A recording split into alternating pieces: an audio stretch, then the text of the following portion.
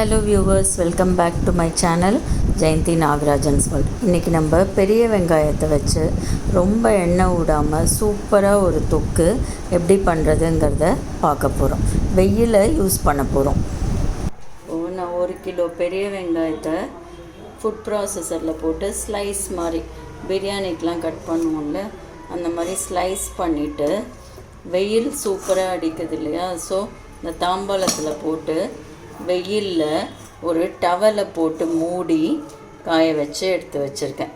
வெங்காயம் டக்குன்னு பாக்டீரியாலாம் அப்சார்ப் பண்ணும்பாங்க, அதனால் ஓப்பனாக காய வைக்காமல் ஒரு டவலை போட்டு மூடி ஒரு நாள் வெயிலில் வச்சோன்னே இப்படி பாருங்கள், ஈர பசையே இல்லை, நல்லா சூப்பராக காஞ்சிடுது. இல்லாட்டா நமக்கு வெங்காயத்தில் நிறைய தண்ணி வரும்ல, இந்த மாதிரி காய வச்சு அரைக்கிறதுனால என்னன்னாக்க சீக்கிரமாக கெட்டு போகாது, அதே சமயத்தில் சீக்கிரமாக வதங்கிடும்.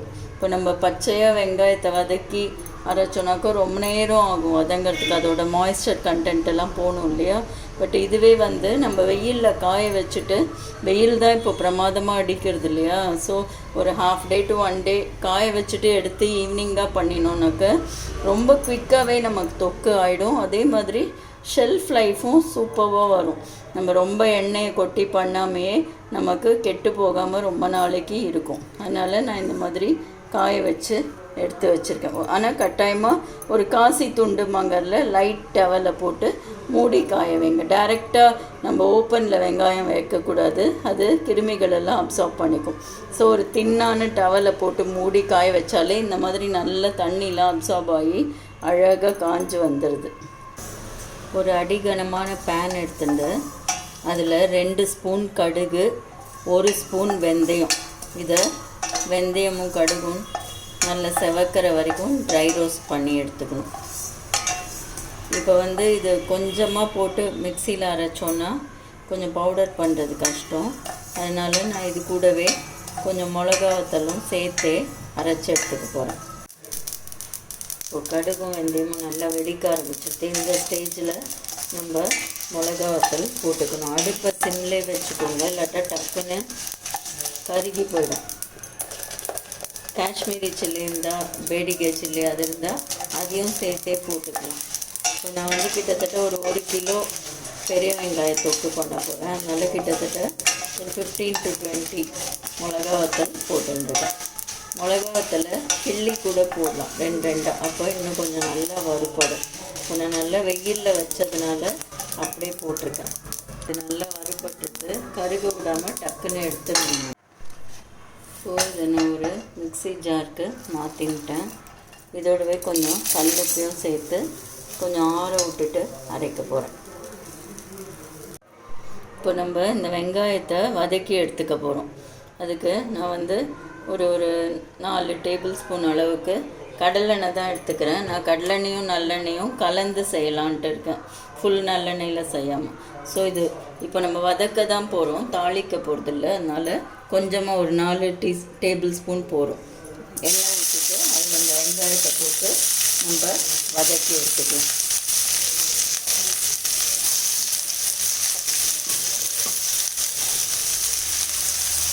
யூஸ்வலாக சின்ன வெங்காயத்தில் பண்ணுவாங்க, இப்போ அது கொஞ்சம் உரிச்சு பண்ணுறது கஷ்டம்.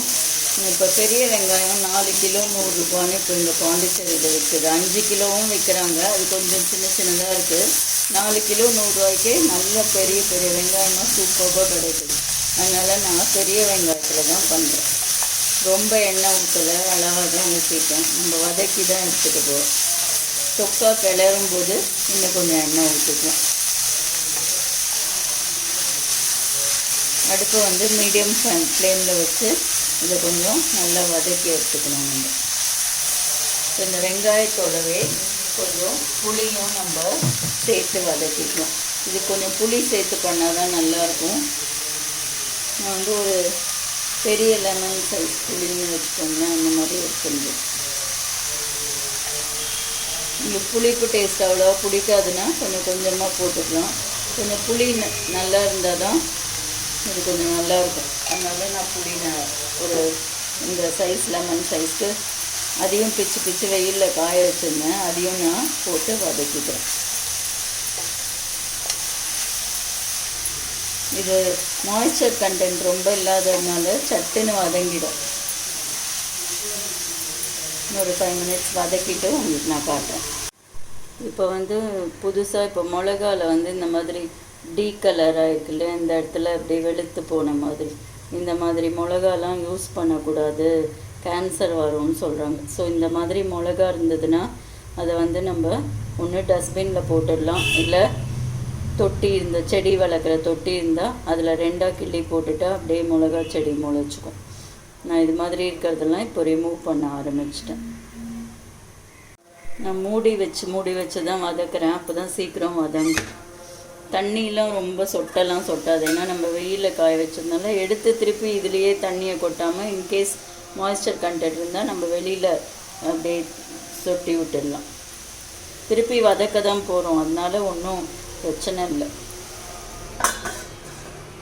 மூடி வச்சுட்டு சிம்மில் வச்சுட்டு போக வர நம்ம கலரினோன்னா ஈஸியாக வதங்கிடும் வெங்காயம். இப்போ நம்ம கடுகு, வெந்தயம், மிளகா வத்தல்லாம் வறுத்தோம் இல்லையா, ட்ரை ரோஸ்ட் பண்ணோம் இல்லையா எண்ணெய் ஊற்றாமல், அதை வந்து நான் இப்போது பவுடர் பண்ணி எடுத்துன்னு வந்து வச்சுட்டுருக்கேன் ரெடியாக. நம்ம ஃபஸ்ட்டே இதை பவுடர் பண்ணிட்டோன்னா இந்த பவுடரை ஒரு தட்டில் எடுத்து வச்சுட்டு இதே மிக்சிலேயே நம்ம வெங்காயத்தை போட்டு அரைக்க சௌரியமாக இருக்கும், வேஸ்டேஜ் எதுவும் இல்லாமல் இருக்கும். ஸோ ஃபஸ்ட்டு ட்ரை ரோஸ்ட் பண்ணி பவுடர் பண்ணி அது ஒரு ஏனத்தில் தனியாக எடுத்து வச்சிடணும். திருப்பி வெங்காயம் வதங்கினோன்னே இதே மிக்சிலேயே போட்டு நம்ம அரைச்சிக்கலாம். கொஞ்சம் ஓரளவுக்கு ஒரு 75% நல்லா வதங்கிடுச்சு, கொஞ்சம் ட்ரையாக இருக்கிற மாதிரி இருக்குது, அதனால் இன்னும் கொஞ்சோண்டு கடலெண்ணெய் நான் சேர்த்துக்கிறேன். ரொம்ப எண்ணெயே கிடையாது இந்த வெங்காயத்தொட்டில், ஏன்னா வெயில் வந்து எண்ணெய் பண்ணுற வேலையை வெயிலே பண்ணிடுது. ஸோ நமக்கு அந்த வத்தி போகிற வேலை வந்து இதில் ரொம்ப கிடையாது. இந்த தொக்கை வத்த வைக்கிறதுக்கு தான் நம்ம நிறைய எண்ணெய் ஊற்றி அல்வா மாதிரி கலருவோம். ஸோ வெயிலில் நம்ம வச்சுட்டதுனால ரொம்ப ஆயிலே தேவைப்படாது, ட்ரையாகவே இருக்குது பாருங்கள், ரொம்ப தண்ணியும் ஊற்றுக்கல. இன்னொரு 5 மினிட்ஸ் வதக்கிட்டோன்னா நம்ம ஆற வச்சுட்டு அரைக்க ஆரம்பிச்சிடலாம். ஸோ இதை மூடி வச்சுட்டு வேறு வேலை செய்ய போயிட்டேன். இன்னும் அதில் சிம்மில் தான் வச்சுருந்தேன், ஏன்னா நம்ம வீடியோ எடிட் பண்ணி காட்டும்போது பக்கத்துலேயே நின்று கிளற மாதிரி இருக்கும், அது நமக்கு கொஞ்சம் டஃப்பாக தெரியும் இல்லையா. நான் மூடி வச்சுட்டு நான் வேறு அண்ணண்ட போயிட்டேன். ஒரு 5 to 10 மினிட்ஸ் சிம்மில் வைக்கணும், ஆனால் ஹையில் வச்சுட்டு அண்ணண்ட போனால் தீஞ்சிடும். இப்போது பர்ஃபெக்டாக நல்ல ப்ரௌன் கலராக வதங்கிடுச்சு பாருங்கள். எண்ணெயும் ஒரு 3 to 4 டீஸ்பூன்ஸ் தான் நம்ம ஊற்றிருக்கோம், ஒரு 2 டேபிள் ஸ்பூன் ஊற்றிருக்கோம். ஸோ அவ்வளோதான். இப்போ நம்ம அடுப்பை ஆஃப் பண்ணிவிட்டு இதை ஆற வச்சிடணும். இப்போ ஃபேன் காற்றுல வச்சு நல்லா காய வச்சுட்டேன். இது அரைக்கும் போது சும்மா ஒரு கொஞ்சோண்டு கல்லுப்பு சேர்த்து அரைச்சோன்னா நல்லா மசியும் நமக்கு. இதை வந்து ரொம்ப விழுதாக அரைக்கணும்னு அவசியம் இல்லை, கொஞ்சம் கரகரனும் அரைச்சிக்கலாம். இது அவங்கவுங்க டேஸ்ட்டை பொறுத்தது. மை மாதிரி சில பேருக்கு பிடிக்கும், அப்படி இருக்கிறவங்க வந்து நல்லா நைஸாக அரைச்சிக்கோங்க. கொஞ்சம் திப்பியாக இருக்கிறது பிடிக்குங்கிறவங்க திப்பியாக அரைச்சிக்கோங்க. இப்போ ஃபேனில் வச்சு நல்லா காஞ்சிட்டு இதை நம்ம 2 பேட்சாக போட்டு அரைச்சி எடுத்துக்கலாம். மிக்சியில் எப்பயுமே அரை மிக்சிக்கு தான் லோட் பண்ணும், வழியாக லோட் பண்ணோன்னா மேலெல்லாம் தெளிக்கும். இந்த கடுகும் வெந்தயமும் பவுடர் பண்ணோம்ல, அந்த மிக்சியிலே தான் போட்டு பவுடர் அரைக்க போகிறேன். ஸோ அந்த பவுடரோட இதெல்லாமும் வீணாகாமல் இருக்கும். இதில் நம்ம தண்ணி ஊற்றி அலம்பி ஊற்ற முடியாது இல்லையா, அதனால் அதே மிக்சியில் அரைச்சோன்னா அதெல்லாம் நமக்கு இதோடு சேர்ந்து வந்துடும். ஸோ அரை மிக்சி அளவுக்கு லோட் பண்ணியாச்சு. இதை நான் அரைச்சி எடுத்துன்னு வந்துடுறேன். ஆறிட்டு லைட்டாக வார்ம் டெம்பரேச்சர் இருந்தால் பரவாயில்ல, கொதிக்க தான் அரைக்கக்கூடாது. இப்போ தொடர சூடு இருக்குது இல்லையா, இந்த ஸ்டேஜில் அரைக்கலாம். நம்ம அரைச்சி எடுத்துன்னு வந்துடலாம். நம்ம ஃபஸ்ட்டு பேட்ச் அரைக்கும் போதே இந்த புளியெல்லாம் மட்டும் எடுத்து போட்டு அரைச்சிட்டோன்னா ஃபஸ்ட்டு பேட்சை நைஸாக அரைச்சிட்டு, ஏன்னா புளி திப்பியாக இருந்தால் நல்லா இருக்காது இல்லையா, புளியெல்லாம் அதில் போட்டு கொஞ்சம் நைஸாக அரைச்சி எடுத்துட்டு செகண்ட் பேட்ச் அரைக்கும் போது வெங்காயம் மட்டும் போட்டோன்னா அதை கொஞ்சம் திப்பியாக அரைச்சிக்கலாம். அப்போ நமக்கு டேஸ்ட் வைஸ் இன்னும் பெட்டராக இருக்கும். இல்லை எல்லாமே நைஸாக தான் அரைச்சா தான் பிடிக்கும்னா அந்த மாதிரியே அரைச்சிக்கலாம். இந்த மாதிரி 4 பார்ட்டிஷன் இருக்கிற பாக்ஸ் ஒன்று நான் வாங்கினேன். ரொம்ப விலை கம்மி, 90 rupees அப்படி தான், ஷிப்பிங்கோடு சேர்த்து 120 rupees அப்படி தான் வந்தது. அமேசானில் தான் வாங்கினேன். நான் முன்னாடி கொத்தமல்லி டப்பா, கருவேப்பிலை டப்பா, பச்சை மிளகா டப்பா தனித்தனியாக வச்சுருந்தேன். அது எல்லாத்தையும் சமைக்கும்போது எடுத்துன்னு வரத்துக்கு கொஞ்சம் டஃப்பாக இருந்தது. இப்போ இது 4 பார்ட்டிஷன் இருக்கிறதுனால ஒரே டப்பாவில் 4 போட்டு வைக்கிறதுனால அப்படியே இந்த ஒரு டப்பாவை மட்டும் நம்ம எடுத்துன்னு வந்தால் போதும். எல்லாமே சமையல் முடிஞ்சு திருப்பி உள்ளே வச்சுருவேன். மூடியோடு நீட்டாக இருக்குது. ஸோ எனக்கு ரொம்ப யூஸ்ஃபுல்லாக இருக்குது. முன்னாடி கெட்டு போயிடுமோன்னு நினச்சேன், அப்படியே தான் இருக்குது. நான் கிட்டத்தட்ட 1 வீக்காக வச்சுருக்கேன். இதை பொருளும் வீணாக போகாமல் நல்லா தான் இருக்குது. இப்போ ஃபஸ்ட் பேட்ச் வந்து நல்லா நைஸாக அரைச்சி எடுத்துன்னு வந்துட்டேன். அடுத்த பேட்ச் கொஞ்சம் குறைன்னு அரைச்சிக்கலாம்னு நினச்சிட்ருக்கேன். அடுத்த பேட்சை நான் கரகரப்பாக அரைச்சி எடுத்துகிட்டு போகிறேன். அடுத்த பேட்ச் பார்த்திங்கன்னா கொஞ்சம் ஆனியன் தெரிகிற மாதிரி கொஞ்சம் கரகரப்பாக தான் நான் அரைச்சிருக்கேன். என்னடா கை வைக்கிறேனேன்னு பார்க்குறீங்களா? நம்ம வெயிலில் வச்சுருக்கோம்ல, சூரியனுக்கு மீறி நம்ம கைகெல்லாம் ஒன்றுமே இல்லை. வெயிலில் வச்சதுனால நீங்கள் என்ன பண்ணாலுமே இது வீணாகவே போகாது. இதோட டேஸ்ட்டுக்கு 2-3 நாள் தாங்கிறதே கஷ்டம், அவ்வளோ டேஸ்டியாக இருக்கும் அது. அவ்வளோதான் ஃப்ரெண்ட்ஸ், 1 கிலோ வெங்காயம் வதக்கி அரைச்சதில் இவ்வளோ தான் வந்திருக்கு. இப்போ நம்ம தொக்கை வந்து தாளிக்கிறதுக்கு நான் கடலெண்ணெய் ஒரு 2 டேபிள் ஸ்பூன். இப்போ வந்து கொஞ்சம் எண்ணெய் கூட விடணும். வதக்கிறதுக்கு விட்டதை விட கொஞ்சம் கூட விடணும். ரொம்ப அதுக்காக சொதன்னு நான் விட போகிறதில்ல, எண்ணெய் மிதக்கிற அளவுக்கு. ஏன்னா நம்மக்கிட்டலாம் ஃப்ரிட்ஜும் இருக்குது. ஸோ அப்படி எண்ணெய் மிதக்க நம்ம வெளியில் வச்சோன்னு யூஸ் பண்ண போகுது.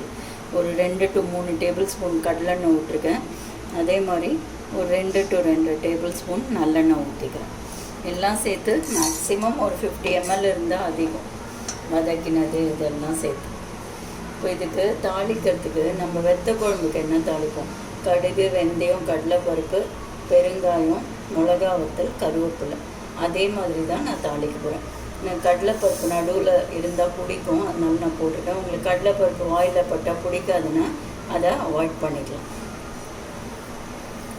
எண்ணெய் சூடாக எடுத்து நம்ம தாளிக்கிற ஐட்டத்தை போட்டுக்கலாம். எல்லாத்தையும் ஒன்றா போட்டால் கூட கடுகுலாம் வெடிச்சிடும், கரெக்டாக தான் வரும்.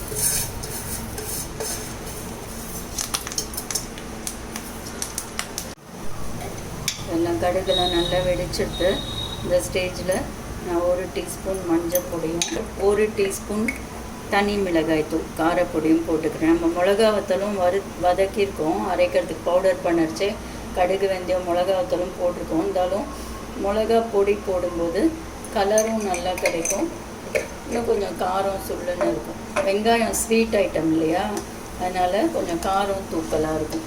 அதுவும் இதெல்லாம் அவங்கவுங்க ஆப்ஷன் தான். உங்களுக்கு காரம் ரொம்ப பிடிக்காதுன்னா நீங்கள் காரத்தை கம்மி பண்ணிக்கலாம். இப்போது கடுகுலாம் வெடித்து கடலைப்பருப்பு செவந்துட்டு இப்போ நம்ம வதக்கி வச்ச வெங்காயத்தை இதோட சேர்த்துக்கலாம். இப்போவே அல்வா மாதிரி அழகாக விழுத்துக்கிறேன், கொஞ்சம் கூட பிளேட்டில் ஒட்டலை.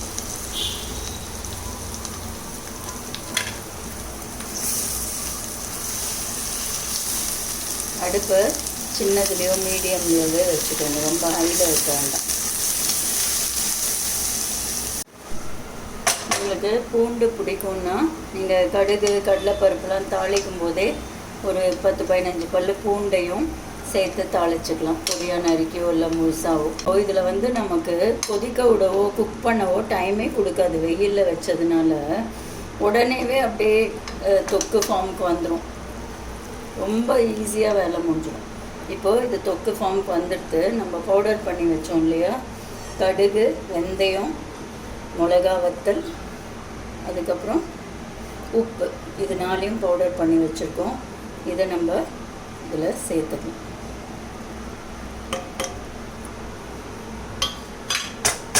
சில பேர் தனியாலாம் கூட போடுறாங்க. தனியா போட்டோன்னா ரொம்ப குழம்பு மாதிரி ஃப்ளேவர் வந்துடுது. ஸோ நான் வந்து தொக்கு ஃப்ளேவர் வரணுன்னு கடுகு, வெந்தயம், காஞ்ச மிளகா மட்டும்தான் வறுத்தரைச்சி பவுடர் பண்ணியிருக்கேன். நீங்கள் காஞ்ச மிளகா கூட வறுத்தரைக்காமல் ஃபுல்லாக மிளகாத்தூளை கூட போட்டுக்கலாம். இந்த கடுகுலாம் கருப்பு கலரில் இருக்கு இல்லையா, ஸோ அது போட்ட உடனே தொக்கோட கலர் ஒரு மாதிரி ப்ரௌனிஷாக மாறிடுது பாருங்கள், ஆனியன் கலரில். எல்லாமே நம்மளோட டேஸ்ட்டு ஆப்ஷன் தான். இன்கேஸ் உங்களுக்கு ரெட் டிஷ்ஷாக தான் பிடிக்கும்னா மிளகா வத்தல் சேர்த்து அரைக்க வேணாம், கடுகு பொடி போட வேணாம். அப்படியே மிளகாத்தூள் போட்டு நம்ம வதக்கணுன்னா ரெட் கலராக வரும். இது புளியெலாம் போட்டதுனால ப்ரௌனிஷாக வந்திருக்கு. அவ்வளோதான், ஆல்மோஸ்ட் ரெடி ஆகிட்டு. இப்போ கொஞ்சம் வெல்லம் போட்டுட்டோன்னா முடிஞ்சுது. இதோட 1 டீஸ்பூன் வெல்லம் சேர்த்துக்கலாம். அவ்வளோதான் ஃப்ரெண்ட்ஸ், ஆனியன் தொக்கு ஓவர். வெங்காயம் அங்கங்கே தெரியறது பாருங்கள், ரொம்ப நல்லாயிருக்கும். மேலாக நம்ம ஒரு 2 டீஸ்பூன் நல்லெண்ணெய் ஊற்றிக்கலாம் அந்த கிளேஸ் வரத்துக்காக. ரொம்ப ஆயில் இல்லாத ஆனியன் தொக்கு ரொம்ப சூப்பராக ரெடி ஆகிடுது. பார்த்திங்கனாலே தெரியும் எவ்வளோ குவிக்காக ரெடி ஆகிடுதுன்ட்டு. மாய்ஸ்சர் கண்டென்ட் நம்ம வெயிலில் வைக்கிறதுனால இல்லவே இருக்கவே இருக்காது. இதே மெத்தடில் நம்ம தக்காளி தொக்கும் பண்ணலாம். தக்காளியை நறுக்கி வெயிலில் வச்சு பண்ணும்போது தக்காளியோட கலர் ஒரு மாதிரி நல்ல டார்க்காக மாதிரி ரொம்ப அழகு ரெட் கலர் வரும். நீங்கள் செஞ்சு பார்த்தீங்கன்னா தெரியும். சேம் மெத்தட் தான், வெங்காயத்துக்கு பதில் தக்காளி. இதே மெத்தடில் கொத்தமல்லி, கருவேப்பிலை, தக்காளி எல்லா தொக்குமே இதே மெத்தடில் செய்யலாம். வெயில் காலம் இல்லைன்னா அப்படியே டைரெக்டாகவே நம்ம வதக்கிக்குவோம். நான் சர்விங் பவுலுக்கு மாற்றிட்டு காட்டுறேன். டேஸ்ட் பண்ணி பார்த்தேன், கொஞ்சம் சால்ட்டு தேவைப்பட்டது, அதனால் நான் கொஞ்சம் சால்ட் ஆட் பண்ணிக்கிறேன். நம்ம இன்னும் கொஞ்சம் ஆயிலியாக, கொஞ்சம் ஆயில் கிளேஸ் தெரியணுன்னா இந்த எண்ணத்தில் விடாமல் நம்ம பாட்டில்லையோ சம்படத்துலையோ எதில் இதை எடுத்து வைக்க போகிறோமோ அதில் அடியில் ஒரு 2 ஸ்பூன் எண்ணெய் ஊற்றிட்டு அதுக்கு மேலே இந்த தொக்கை போட்டு மேலாக 2 ஸ்பூன் எண்ணெய் ஊற்றினோன்னா கெட்டும் போகாது, கொஞ்சம் கிளேஸோட பளபளப்பாகவும் நமக்கு தெரியும். எப்படி பண்ணுறதுங்கிறத நம்ம பார்க்கலாம். ஸோ நான் இந்த பாத்திரத்தில் தான் எடுத்து வைக்க போகிறேன். ஸோ இதில் கொஞ்சம் நல்லெண்ணெய் வந்து ஒரு டேபிள் ஸ்பூன் வச்சுக்கோங்களேன். அதை ஊற்றிட்டு இப்படி நல்லா நம்ம இந்த எண்ணெய் ஃபுல்லாக படுற மாதிரி நல்லெண்ணெயை நல்லா க்ரீஸ் பண்ணிடணும். இதெல்லாம் கொஞ்சமாக எண்ணெய் யூஸ் பண்ணுறதுக்கான ஹேக்ஸ்ன்னு நம்ம சொல்லலாம். இந்த மாதிரி ஃபுல்லாக எல்லா இடமும் நம்ம நல்லெண்ணெயை படுற மாதிரி சுழட்டி விட்டோம்னா ஃபுல்லாக ஆயில் க்ரீஸ் ஆகிடுது. நம்ம தொக்கில் ரொம்ப ஆயில் ஊற்றுறதுக்கு பதில் இந்த மாதிரி பண்ணோன்னா நல்லாயிருக்கும். ஸோ இந்த தொக்கை இதில் ஸோ இந்த தொக்கை ட்ரான்ஸ்ஃபர் பண்ணிட்டேன். கலர் என்னமா வந்திருக்கு பாருங்கள், நல்லா ப்ரௌனாக சூப்பராக ஃப்ரைட் ஆனியன் கலரில். இப்போது அடியில் 2 ஸ்பூன் எண்ணெய் ஊற்றினோம் இல்லையா, மேலாக ஒரு கரெக்டாக ஒரு 2 டீஸ்பூன் தான் அதை இப்படி பரவாயில்ல ஊற்றி வச்சிட்டிங்கன்னா நல்ல கிளேஸோட பிரமாதமாக கொஞ்சம் ஆயில் ஊற்றி ஆனால் நிறைய ஆயில் இருக்கிற மாதிரியான வெங்காயத்தொக்கு நமக்கு ரெடி ஆகிடுச்சு. இது ஆற இந்த நம்ம ஊற்றின எண்ணெயும் கொஞ்சம் மேலே விட்டுக்கும், கெட்டே போகாது. ஆனியன் தொக்கு எக்ஸலண்ட்டாக ரெடி ஆகிடுது. ஆயில் ரொம்ப ஊற்றாமையே அல்வா பதத்துக்கு வந்துடுது. ஸோ இந்த ரெசிபி பிடிச்சிருந்ததுன்னா நீங்களும் ட்ரை பண்ணி பாருங்கள். உங்கள் ஃபீட்பேக்கை எனக்கு அனுப்புங்க. தேங்க்ஸ் ஃபார் வாட்சிங்.